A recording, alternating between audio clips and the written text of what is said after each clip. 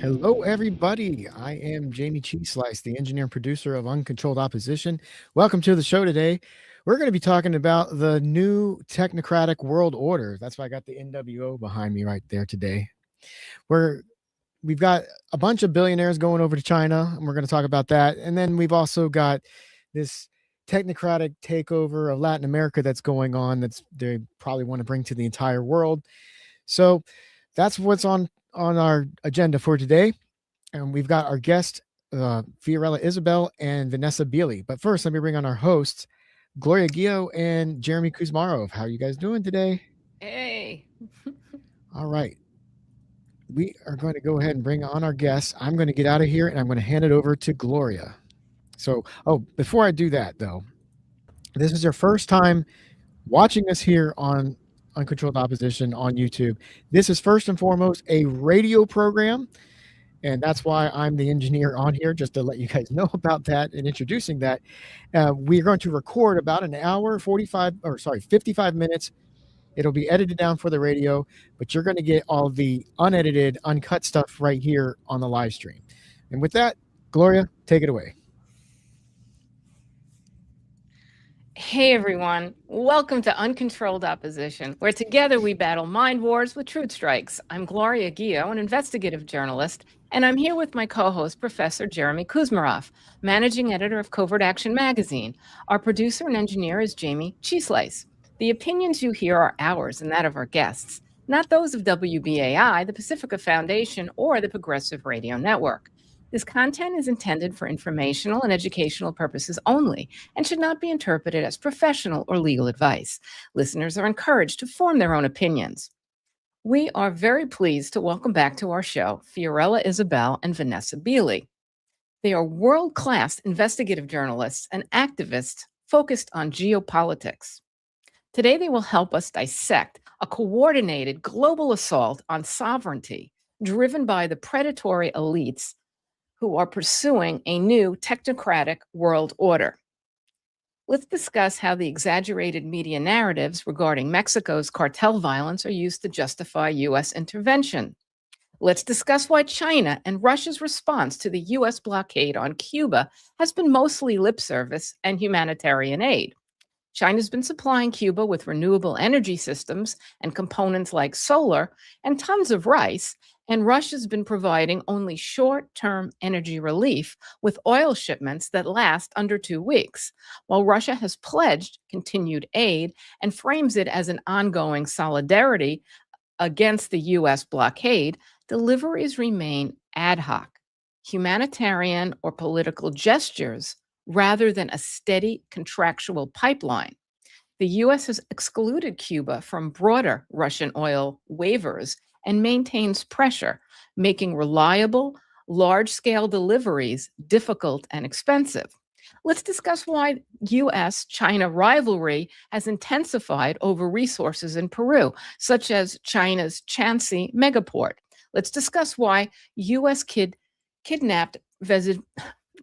Let's discuss why the U.S. kidnapped Venezuelan President Maduro and First Lady Flores and captured Venezuela oil markets, and why the U.S. removed President Assad in Syria before ramping up its attacks on Iran. Why Russia and China prioritize their U.S. and Israeli ties over militarily defending Cuba, Venezuela, Syria, Lebanon, and Iran. Is Gaza just a testing ground for U.S. and Israeli weapons and a grim template for biometric control, population management, and land erasure? Are we entering a neo-feudal future where populations become data points under AI-driven technocratic domination? Will multipolar hopes like BRICS falter amid self-interested capital pursuits? Let's start by discussing yesterday's predator class school trip to China with Trump in tow. As pundits say, there hasn't been such a gathering since the Lolita flights on Epstein's plane to Little St. James. Thank you. Ladies, welcome back to our show. Before diving into geopolitics, please start by reminding our audience about your vast personal experiences in the Mideast, Latin America, and Eastern Europe. Fiorella, how about you? Start with you. Yeah. Well, I don't think I want to go reminding everybody. You can find me on Twitter, but I've currently in Latin America, lived in Russia, and also since the beginning of the war till now, things have shifted, and obviously from the United States, also Peruvian, and have also been traveling throughout West Asia, so have a lot of just different perspectives, critical perspectives on a lot of things. And Vanessa, how about you? Where are you coming from? The Middle East. I mean, basically on and off, I've been based here from Gaza, Egypt, Iraq, Syria. I lived and worked there for 10 years, lived there fully for 5 years until the fall. I was there until the last day. Now based in Beirut, Lebanon. I've also visited Donbass. I've visited Iran twice. And so I guess that's my area of understanding, let's say. And again, people can find my work at my Substack. Yeah, just to restate, I mean, we're not talking about armchair journalists here. We're talking about boots on the ground in every country we're going to discuss. So let's take it away. Do you guys want to start with this plane ride? I mean, the jokes about this plane ride are just fantastic. Yeah, Fee, do you want to start on this? Okay. So I have some opinions, and I'll try to make it brief. This is the way this is being discussed is very frustrating for me, because it comes across like we're just mocking the United States, which, like I said, I tweeted about this, and I said it's very easy and it's fun to make fun of Trump and this administration, because yes, they're idiots, they're evil, they're pedophiles, whatever you want to say about this administration, just on that, cosmetic way. Yes, that is what they are. However, what is exactly going on here when you have literally the world's richest billionaires combined, this is like an entourage of trillions of dollars, and you have these people like never before going to Beijing and essentially having a meeting with China. And we're talking about people on Wall Street, people from the defense industry, the most important people. You have Elon Musk from AI, surveillance, big tech, Silicon Valley. It is this whole entourage, and they're meeting in Beijing. They're going with Trump. They're all excited. And all everybody's talking about is how she apparently does not like Trump or frowned at him. And it's like, oh, well, they're just begging. They're going to go beg China for if not for money, for renewed contracts, for all of this stuff that they had before, because, Donald Trump ruined it with more tariffs and sanctions and attacking China in this way. But what they're really missing here is that China operates as a pragmatic player, as a player that is looking out for its economic interests. It is selling to everybody, and everybody is buying from China. China, even as we've discussed before, Vanessa and I have discussed this, they buy from Israel. They have a trade relationship with Israel even right now. So China isn't this player that's just like ideologically on a high horse, not going to have any discussion involving economics with the United States. Whether or not she likes Trump or not is really irrelevant when they're not operating from an ideological stance. They're operating from a stance that is specifically trying to grow its economy. And China is affected by what happened during this war with Iran. China has been affected, in spite of the fact that they have other markets, in spite of the fact that they have other ways, and that Iran doesn't really have a problem with China whatsoever, that there is a strategic alliance of sorts. It is not in any way, shape, or form the same type of ideology that, for example, Iran is fighting with. Iran is fighting with a resistance-minded ideology. They are fighting an existential battle. China is engaging with the United States and the West in a economic war of competition. And we see that reflected in Latin America. We see it reflected in Africa. We see it reflected in how it conducts its business deals in a more win-win style. Wang Yi has said he believes that there could be deals made with the United States as long as the Taiwan issue is respected. And so the thing with that is if the United States can see a win-win, which it cannot, at least not this administration, the United States never operates like this. They operate in the sense of, I'm going to demand this, and if you don't accept it, I'm going to force you to accept it. So even if another administration comes in with a more friendly stance, it's only going to be a temporary type of relationship, a temporary type of giving in. And the way China, and I'll include Russia in this as well, operate is that they conduct their affairs from a diplomatic and a pragmatic, rational attempt. The problem with that is it doesn't work when you have the United States that is not a rational actor here. Okay, they're psychopathic. They want to destroy. They don't want to have in any type of agreement where they feel like they are losing an inch. This is why nothing has happened with Iran or Russia, because they feel that, except Russia has now started to pretty much give in to Trump in many ways. And we can talk about that later. But the reality that I'm seeing here in China that nobody is talking about are the potential outcomes of this could mean future, if not cooperation or understandings or some sort of, I wouldn't say alliance, but I would say some sort of transactions going through. China will give in, the United States will give in, but this isn't a, I would say, a type of interaction where China is just holding all the cards. I think people are underestimating how this has affected China, because all of these people there that went to Beijing have made a ton of money. Yeah, the gas prices are up, but as Donald Trump just said, he doesn't worry or care about the finances of Americans. Can we just have Jeremy read the attendee list? Yes. Okay. Elon Musk, Jensen Huang, I don't know that company. Tim Cook, Apple CEO, Larry Fink, BlackRock, Steven Schwartzman, Kelly Ortberg, Boeing CEO, Brian Silks, Cargill, Jane Frazier, Citigroup CEO, Larry Culp, General Electric, David Solomon, Goldman Sachs, Sanjay Mehrotra, Micron.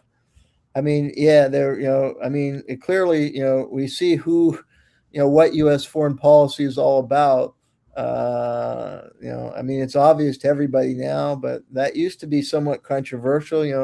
Historian, there was a backlash when, historian would present, narrative of U.S. foreign policy, going back that these corporate elements and business interests drove U.S. foreign policy. And then there was this whole backlash, conservative backlash, but, it's so obvious in the Trump era. You don't know the design. I mean, they're making friendly in person, but I mean, really the U.S., is carrying out a war on China, an economic war. And there'd been some good analysis about how the Iran war, the hidden agenda behind the Iran war is to try and, cut off oil supplies to China in the Middle East, from the Middle East to weaken its economy, and for the U.S., to make China's neighbor more dependent on U.S. Oil and gas producers, to kind of fortify an anti-China alliance. I mean, it is good that a president is going to China, but I mean, it's very superficial. So. And Vanessa, do you want to jump in? Yeah, I mean,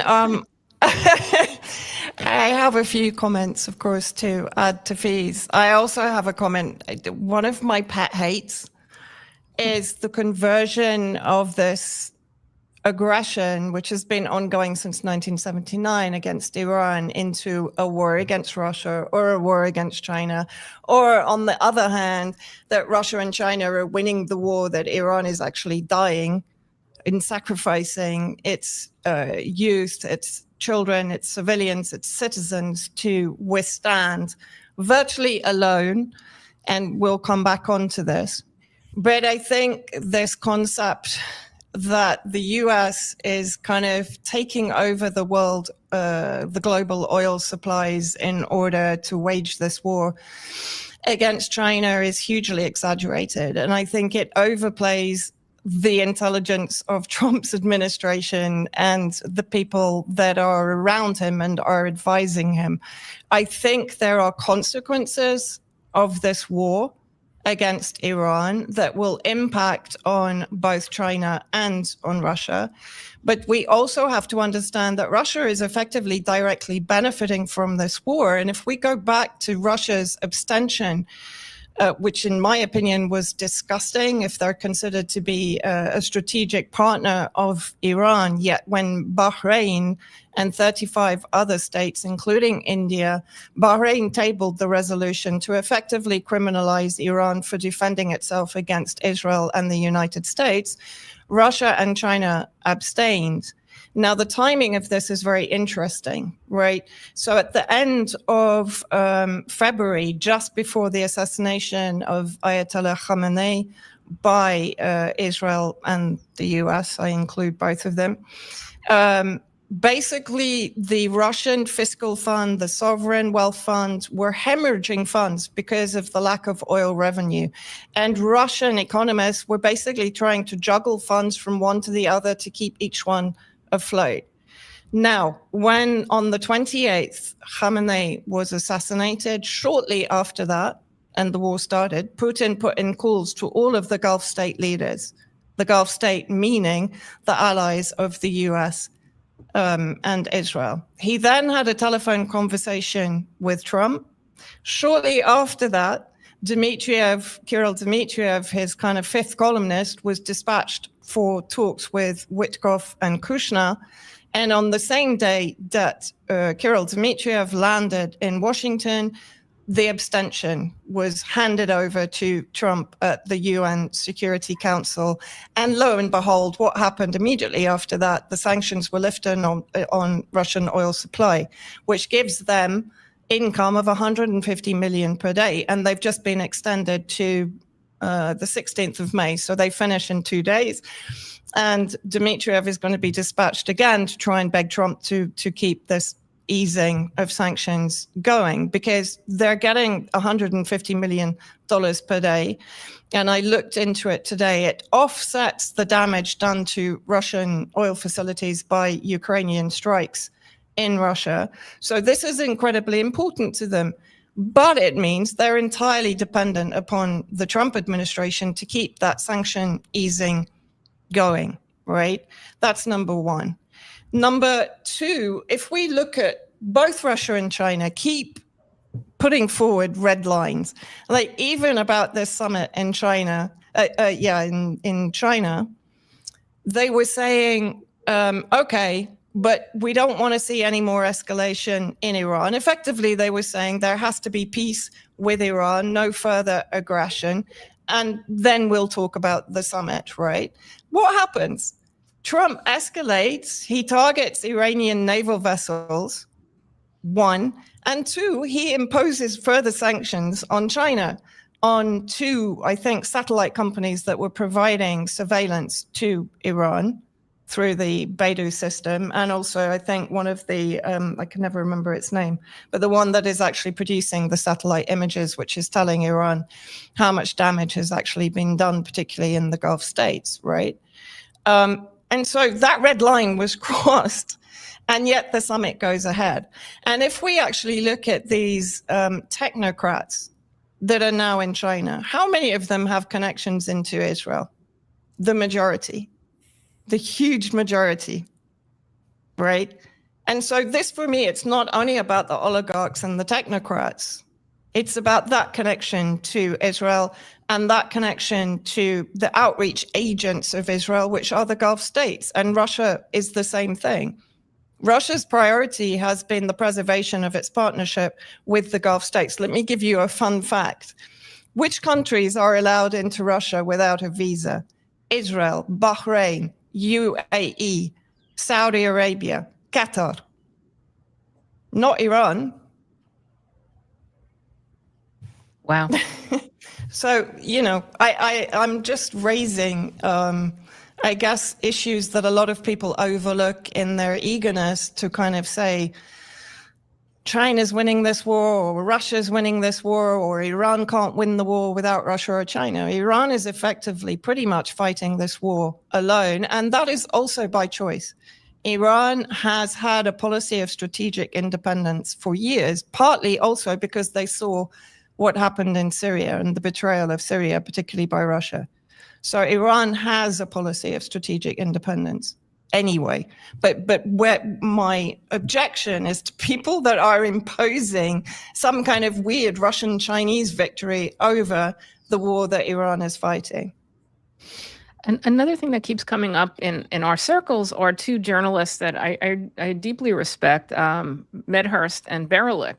And their perspective is more on how the United States is, just whipping everyone's butt with the concentration and control of oil. And you're not seeing that big success, right? Or are you? Not really. No, not really. I mean, for sure, there are going to be unintended consequences of the disaster of a war against Iran, which I think Trump thought was going to be as easy as taking Maduro out of Venezuela. That gave him the kind of pump up to think that Iran was going to be over and done with. If that were his policy, why was he insistent on the Iran war only taking a few days? Because it's a long-term policy. If that, and yes, he is trying, for example, to get control of the Malacca Straits, but he's failing there because Malaysia pulled out of the kind of defense and economic partnership because of tariffs, and Indonesia is pretty shaky on that. Now, Malacca Straits is, 80% of oil supply to China and something like 60% of the LNG, natural gas. So Malacca Straits, to some degree, has a greater impact on China than the Hormuz Straits. And in any case, in the Hormuz Straits, Iran vessels have been getting through to China anyway. So I'm not even sure of how effective the US blockade of a blockade has been in that sense. So I'm not disagreeing that oil is a target. I'm just not agreeing that the US is kind of so in control of the situation that this is going to work in any way, shape, or form. Yeah, I think that makes a lot of sense. Yeah. Did you want to touch, ladies, on some of the other points we discussed, like what is going on in Peru right now? What is going on in Cuba? Yeah, I can touch on that. So in reference to what was just said, I think this is related to that.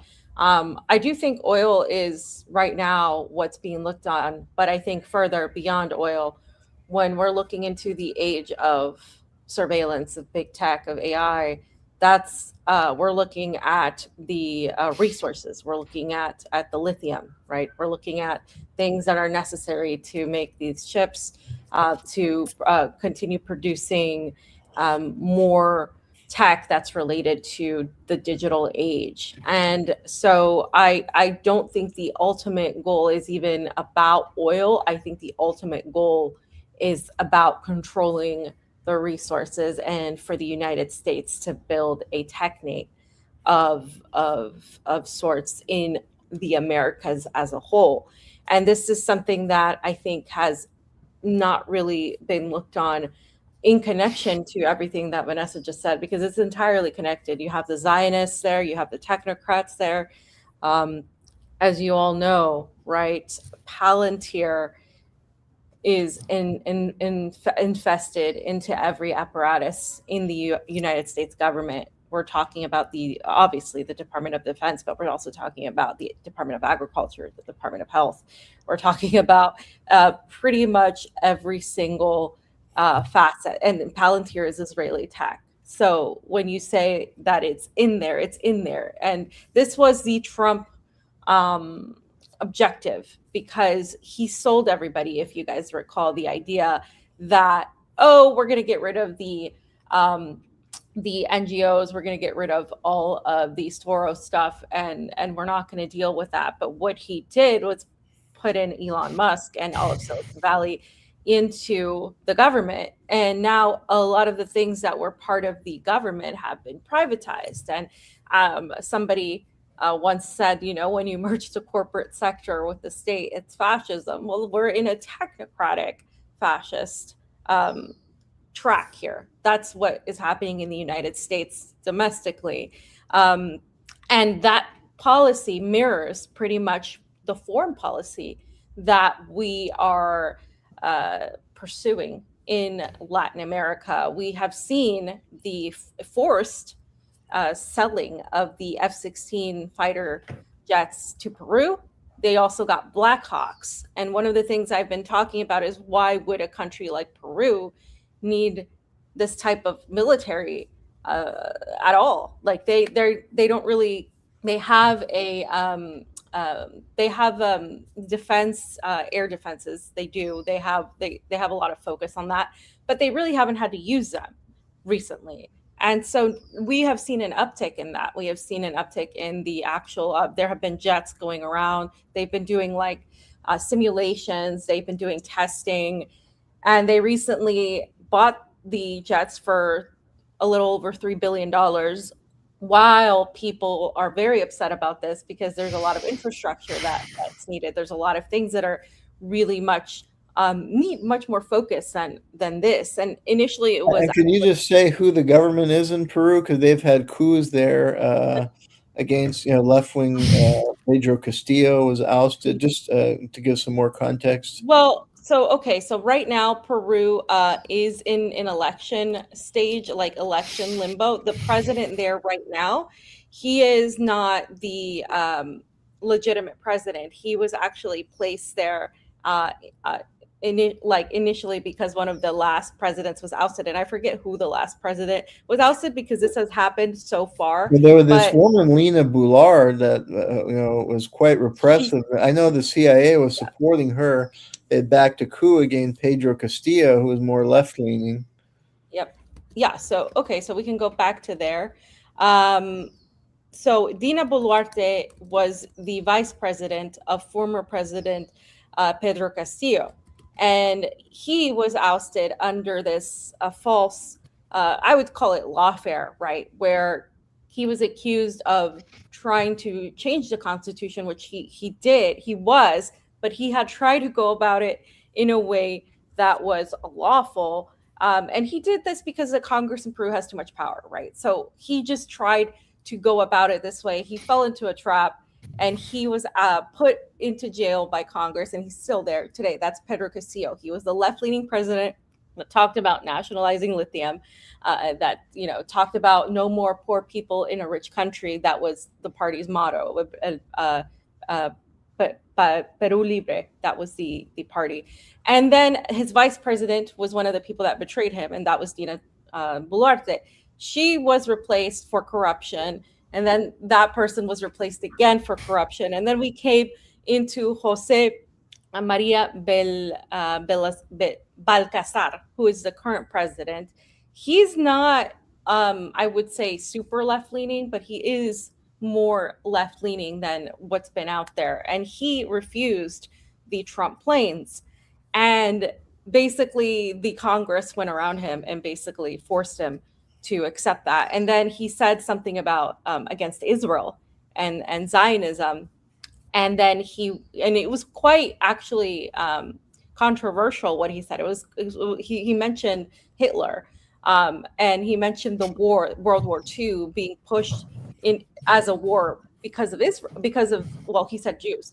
And so that he had to apologize for that. It was this whole thing. So that's the current president. There is an election coming between Keiko Fujimori and the left-leaning president, which is Roberto Sanchez, who has just been accused just recently of corruption just after he started leading the polls. I consider a lot of this lawfare. I consider a lot of this to be part of Peru's broken system where Congress has too much power and they don't let presidents rule. 10 presidents in a decade or 9 presidents in a decade is insane. But that was just a quick thing. Like the real picture here, what I'm seeing is the what I would call it the Isaac Accords that started in Argentina, right? And Milikowski. And these Isaac Accords are intended to bring Israel into Latin America. Along with the Isaac Accords, there are the America Shields program. The America Shields program is also part of bringing Israel into Latin America, but through the United States, and the United States taking over much of Latin America. And why would this happen? Well, this was all of the objective under Donald Trump, right? He was going to focus on West Asia and he was going to focus on Latin America. And I could continue, but I just want to give a preface as to what that entails. And that essentially is just basically a building a sort of not just more military structures, but a way to basically confront what's coming, the economic war against China, yes, but essentially bring in this neo-feudal, neo-colonialism that you were mentioning, Gloria. Wow. Vanessa, having you guys here is just amazing. It's such a privilege for us and for our audience to hear you guys. Can I just add to that when we're talking about resources, and I've been saying this for a long time, especially when Fia and I are talking, but aside from oil, water is actually a primary resource. And if you actually look, AI needs water, by the way. Look at the reports coming in from the United States right now that these AI tech companies are basically draining entire areas of water through illegal usage. They're actually diverting water into their production facilities, right? But if you look at the land grab, and when I talk about Israel, when I talk about the Zionist movement, what I'm talking about is the model for every single country and population in this world. So if we look at what has been happening in Gaza since before 1948, the first thing that the Zionists were ensuring that the Palestinians didn't have, there are many things, but one of the primary things was water. Hence, you had the poisoning of the Palestinian wells in Gaza. You have all the natural sources of water have basically dammed by Israel. And therefore, all the water that comes into Gaza, most of it is polluted deliberately or contaminated, is actually supplied by Israel. Then if you look at the land grab in Syria, even previously from 1967, the Golan territories supplies 30% of Israel's water use. Now, of course, they're encroaching into southern Syrian territory, where again, you have the main water sources, both for Jordan and for Syria itself. Then if they create the David's Corridor, they potentially get control of at least part of the Euphrates. I believe Turkey will also eventually be in the Zionist US crosshairs because it's too powerful a country to leave in direct competition. If Israel extends to the borders of Turkey, Turkey then becomes a threat. It becomes a neighbor, which is a threat, perhaps not immediately, but in the future, because it has a very strong military supplied, of course, by NATO largely, but it has control of many of the water sources. Turkey itself has been played a very dirty game with water supply, both in Iraq and in Syria. And there are papers describing the fact the 2009 drought in Syria, which was a precursor to the regime change war in 2011, because it basically pushed all the rural communities into the suburbs of the big cities, where, of course, it was very easy to radicalize them, to bring weapons in, to prepare them for the insurgents in 2011. And that was actually manufactured by Turkey, by actually reducing the levels of the Euphrates, by diminishing the supply of water into Syria deliberately. And I think there is a Red Cross investigation into that, of all things. That's interesting. And so, many people tried to claim that climate change caused that, and that was behind this war. And that's interesting what you're saying. Yeah, I haven't heard that before, but sounds right what you're saying. Well, if you look at how during the war against Syria, Turkey regularly cut off water supply, for example, to 1.2 million in Hasakah in the northeast, the Kurds, literally just cut the supply, so 1.2 million people were left without water. So it's very easy for Turkey to do it. And this building of dams is a huge factor of the Zionist war. What's happening in Ethiopia that's going to affect Egypt, right? It's the building of the dam. Zionist money is going into that. Under the Shah in Iran, Israel was heavily involved in dismantling the old system that Iran had that really worked well, which was a well system deep underground, which would fill with rainwater during the winter, and then they could use it throughout the arid months. Those were all dismantled for some modernized system, which of course now is not working. We also have the situation where the bombing of the cloud seeding operation in the UAE, suddenly Iran has huge amounts of rain. That's another subject that I don't have the expertise in to talk about, but I don't rule it out that there was some weather manipulation in Iran, because I've heard stories like that in Syria during the time I was working there also. And then in Lebanon, what do they want control of since 1948 is the Litani River. And the Litani River is indigenous entirely to Lebanon, right? But there are a number of other very important major water sources that also connect to Syria, like the Assi River, which actually flows uphill into Syria from Lebanon. So the source is in Lebanon. So the control of water, in my humble opinion, is actually almost more important than the control of oil, because we can, to some degree, survive without oil. It's not going to be easy, but there are clean energy alternatives coming in. China, of course, is kind of leading the way in that. And that's another reason that I think China is not going to perhaps be as affected or impacted by a drop in its oil supply, or even by the loss of discounted oil from Venezuela and even from Iran, because, of course, Iran, to a degree, is now going to profit from the fact that with an oil shortage globally, it can start upping the price to China, who benefited from low prices for a very long time because of the sanction regime against Iran. So I think it's incredibly complex, but I think water is something that people overlook actually in this, and I think it's something that in the future is going to be extremely scarce.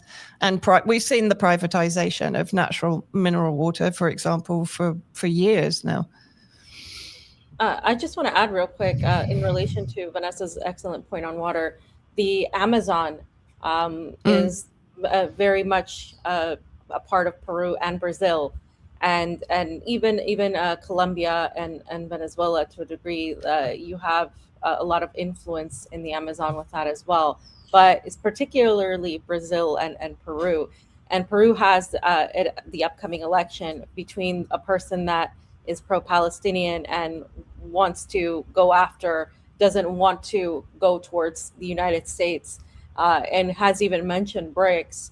And even though I don't really rely on BRICS as anything more than a strategic type of alternative plan right now, based on everything happening with Russia, China, and their heavily aligned to the Gulf, I still think that in a position of where you have a battle going on between the United States and China, there are candidates that are leaning away from the United States that would benefit these countries more in the terms of their sovereignty, right? And so you have a very heavy battle coming in with Peru on that. And then you have Brazil going Lula da Silva again facing the, I believe one of the top one of the top candidates is Bolsonaro's son.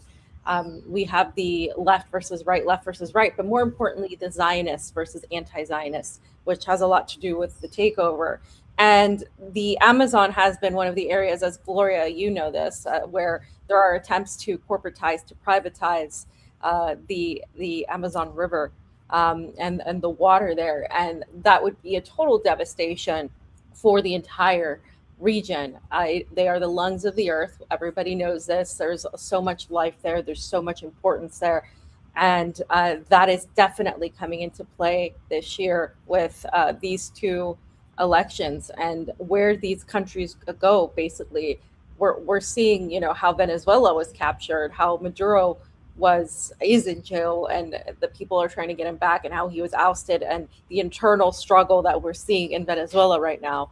And how sad that is, the selling of its assets, the oil control by the United States, all of that. Well, that is definitely the aim for pretty much everybody. And we have I have to mention this, Honduras Gate. Honduras Gate has been a revelation for a lot of people, but for many of us that knew that who Juan Orlando Hernandez Can you was. discuss Honduras Gate for our audience?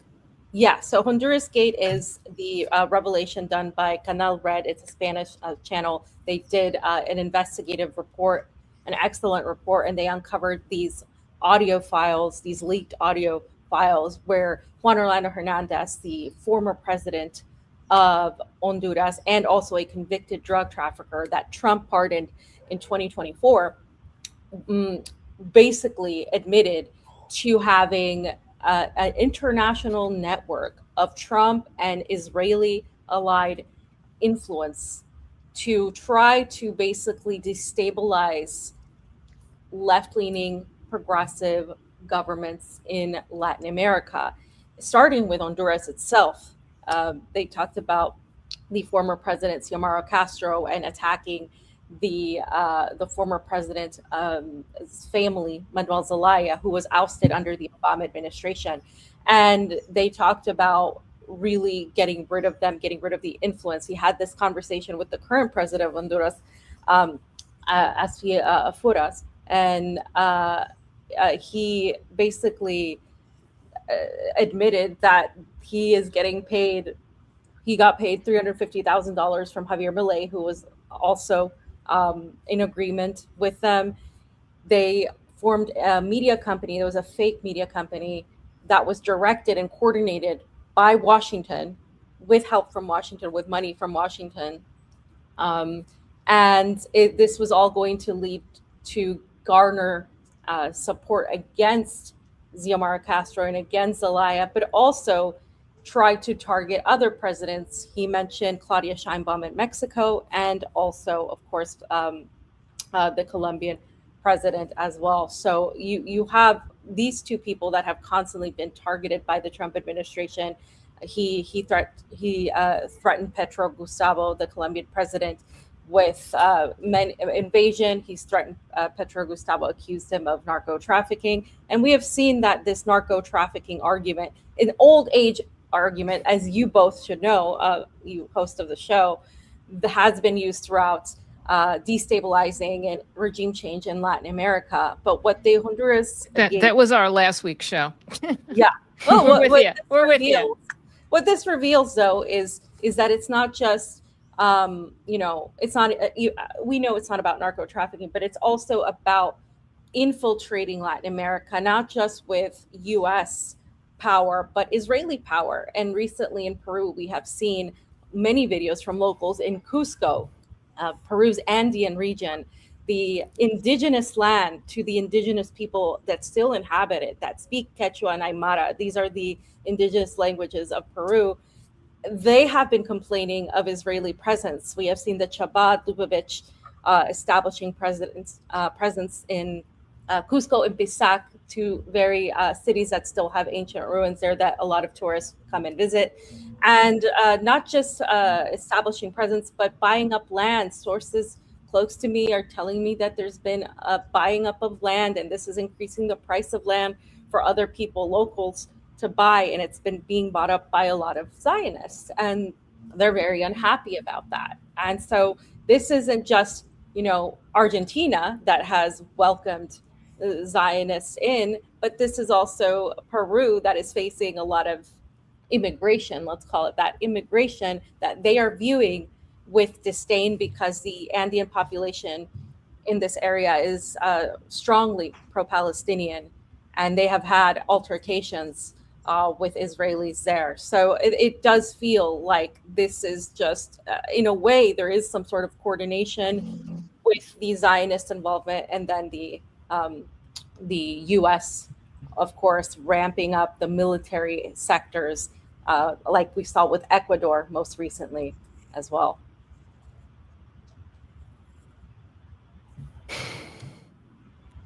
And what is your assessment of the situation in Venezuela with Delcy Rodriguez? Is she, pawning off Venezuela, or is she trying to hedge save her country by giving some small concessions to the United States? How would you assess the situation?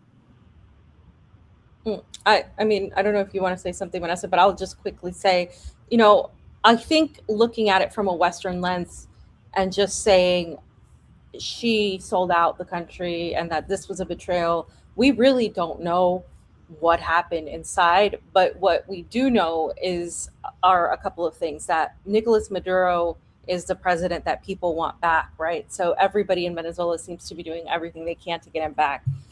That's number one. Number two, what we're seeing here is Venezuela be held they're held hostage. It's extorted. It's extortion. Yeah.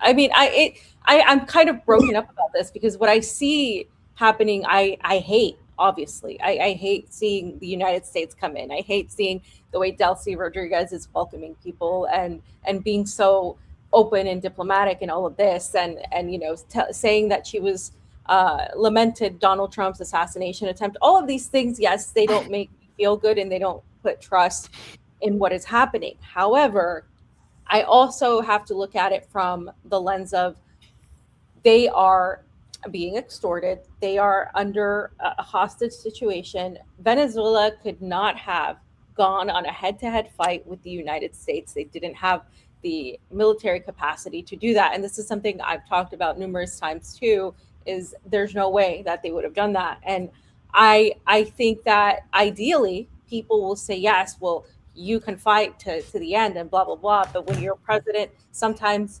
or when you're a leader that's responsible for a lot of people, you're going to try to save lives. And I suspect that that's essentially what they're doing, is they're trying to survive, essentially. So sometimes the only thing you can do is hold on and wait stuff out. You can't, push back. You just have to hold on and endure. And to me, that's what I believe is going on. I had attended the most recent hearing of President Maduro and the First Lady, and I wrote an article. It's published in Covert Action magazine on this. And I think that, basically there's a gun to Venezuela's head. And if they get out of line, they can murder, Nicolas Maduro. We've spoken about I've written pretty extensively about our prison system and how easy it is to eliminate people that you want to eliminate, either directly through a, faked suicide or through just negligence. I mean, everyone has some medical problem at some point, and you just don't rush in with appropriate care. So really, the First Lady and the President of Venezuela, their lives are on the line here. And the other thing is, they have papers ready to go to remove, the sitting president, to remove, Delcy. So it's either you comply or we kidnap you, and we kill other people, and it's all you can really do is hold on. So I mean, I have tremendous respect for how they're managing to survive and keep things going for the people of Venezuela under these, extraordinary circumstances. And really what we've got here is a gangster country. We've got a country that holds you up on land and pirates you at sea. This is gangster capitalism right up front, gloves off. It is what it is. And what is your assessment? Sorry. Oh, go ahead, Vanessa. Go ahead. No, I mean, Fee knows that I'm in touch with the Venezuela ambassador who formerly was in Syria, but who was very close to President Maduro. He's now basically working out of Beirut, but he's still ambassador for Syria and Lebanon. He just returned from a trip to Venezuela. And pretty much he said the same thing. Delcy is doing her best to actually protect the closest people to Maduro who are under constant perpetual threat, basically. And that, as you said, includes Delcy. The priority for them is to protect Maduro. According to what he said, they have moved him into better facilities within the prison system as part of the deals that they are now working on. At the same time, which I think is something optimistic for me, Venezuela is still very much supporting Iran. They're still very much supporting the regional resistance here, right? Both in ideology and as far as they can go in policy. Of course, it's very difficult. When you say here, you're about the Mideast. West Asia Here region, for yeah. you is the Mideast. Yeah. Thank you. And so I think now, as you've both said, it's a question of managing the situation. As Fee said, and actually, as the ambassador said, they could have tackled an on-the-ground invasion. That's what they were prepared for. But Russia has never supplied them with the promised air defense. That sounds familiar. See Syria, see Iran. And basically, Russia and China kind of ran for the hills, right, symbolically speaking. So they were alone. Cuba, pretty much the same situation. Russia was allowed by the United States to send in one oil tanker, which kept them going for a couple of weeks, but we haven't seen any more. Again, there was this whole... But they're only 2 week quantities. I would check that because the second tanker, as far as I know, was turned around. Okay. But check it. I checked it a couple of days ago. But in any case, if you consider the fact that the US was boarding Russian ships and taking prisoner the crew quite happily, right, in what they consider to be US maritime shipping lanes, and then suddenly Russia was able to send a boatload of oil into Cuba. To me, this wasn't Russia breaking the blockade. This was a deal was done between Trump and Putin, perhaps even to kind of repair the very broken image of Russia from the resistance axis perspective, right? Across the board. There is no trust for Russia here in this region, in West Asia. There is no trust for Russia in Iran, and that's a historical contextual issue in Iran, right? And so therefore, I think Venezuela was isolated. And it can't, as Fee said, how can it deal with airstrikes and naval strikes that are going to kill thousands of people? Look at what Israel is doing here in southern Lebanon and the southern suburbs of Beirut, what it did in Gaza, now what it's doing in the West Bank. Venezuela can't withstand that kind of violence, and they're in the US backyard.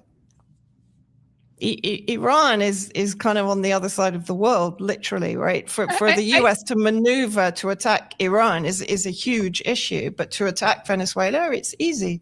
I just got to say, the U.S. backyard is a moving goalpost. Well, yeah. I mean, it used to be Central America, and it used to end at Canada. Now it's, Greenland to South America to, the whole world.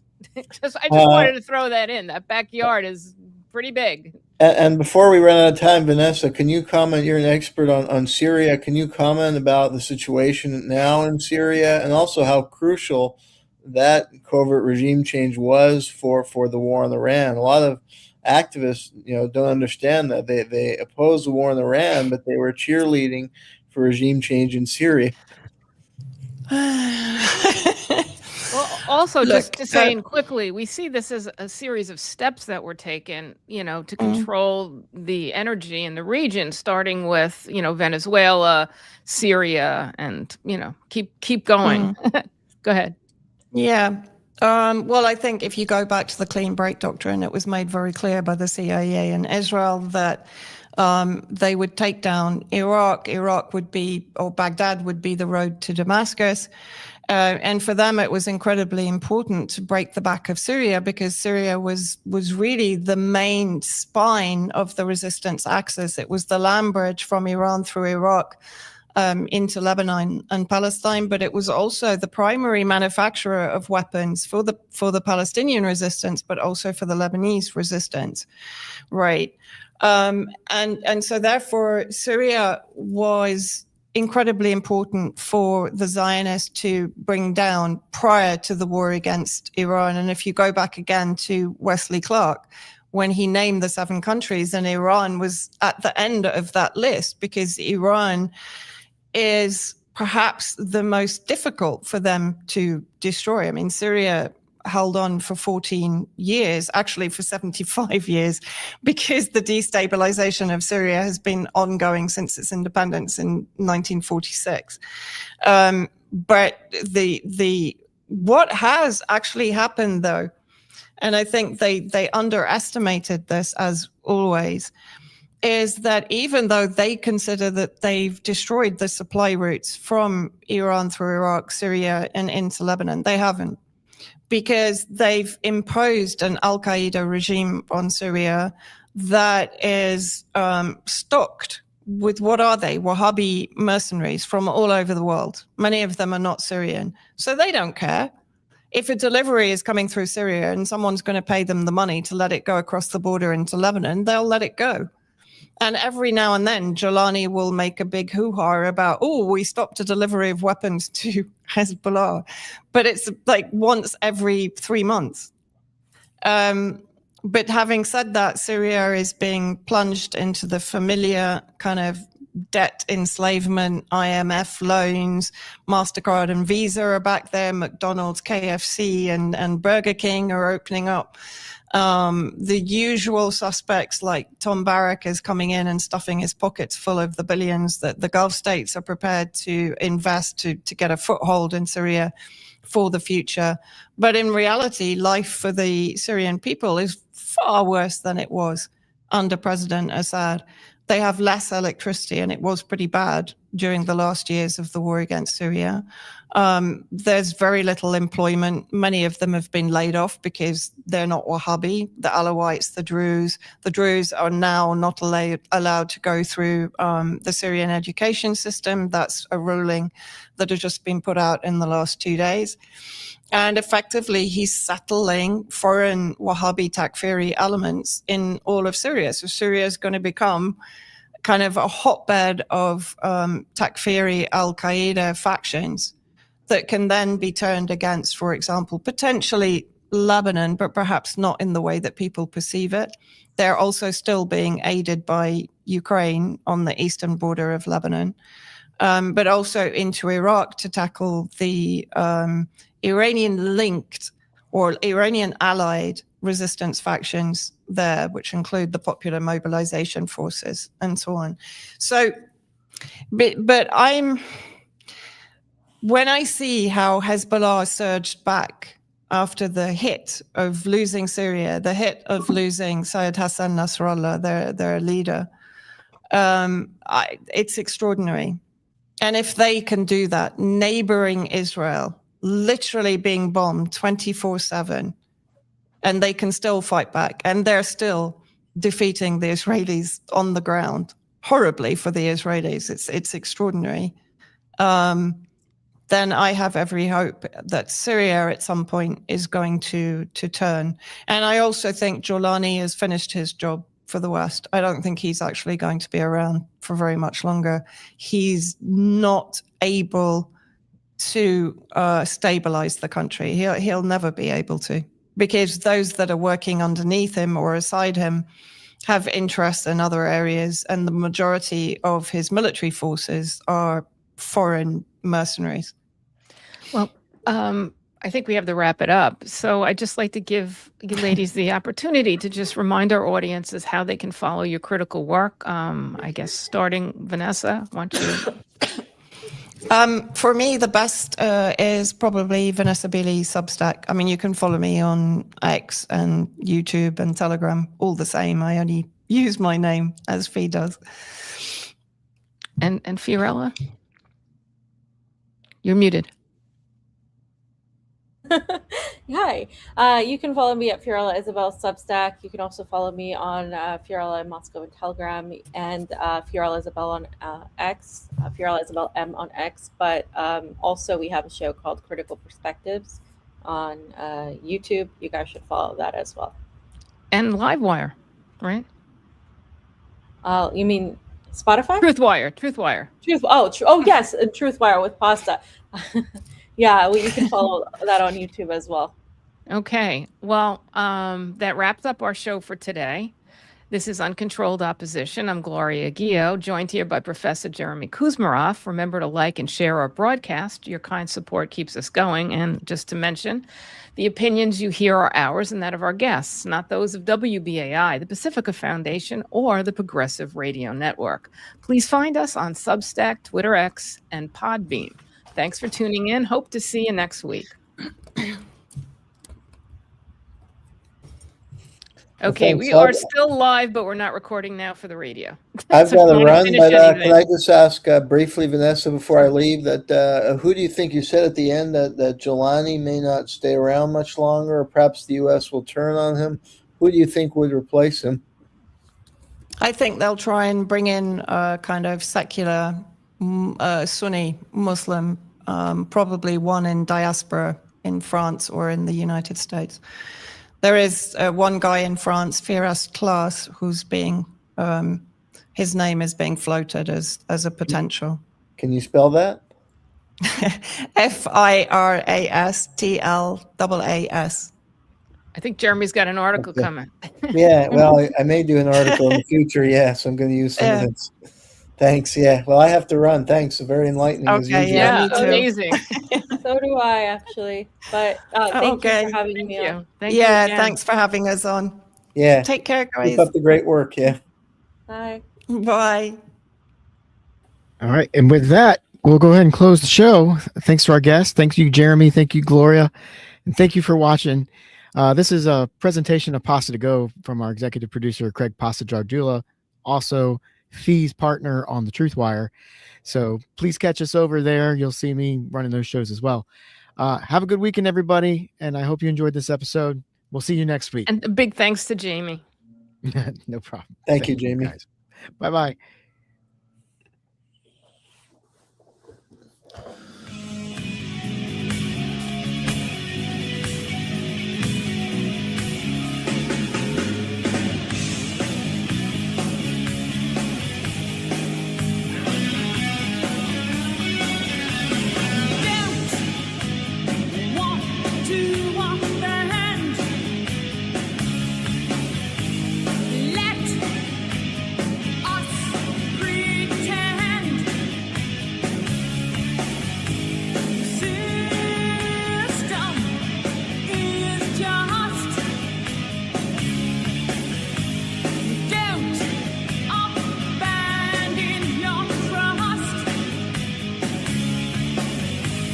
You that bastard to